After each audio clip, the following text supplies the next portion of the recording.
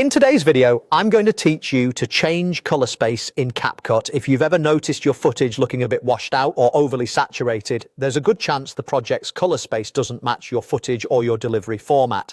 Color space is simply the set of rules that defines how colors are represented and displayed.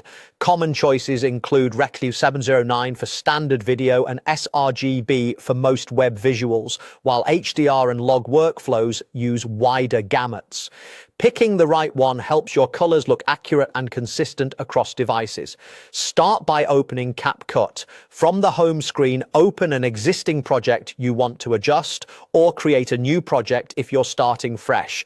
Give the app a moment to load your timeline and viewer so you can clearly see changes as you make them.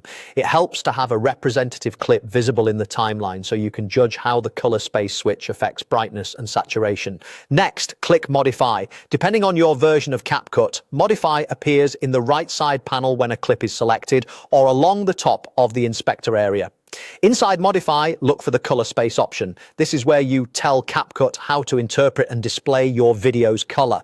If you're delivering standard dynamic range video for platforms like YouTube or social media, Rec 709 is a reliable choice. For graphics destined for the web, sRGB will feel familiar. If your footage was shot in a log profile or HDR, choose a wider color space that matches your source so you preserve highlight and color detail, then grade from there.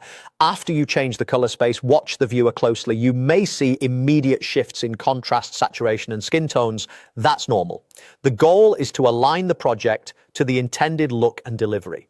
If the image appears too flat or too punchy after the switch, it's usually a sign the original color space didn't match your footage.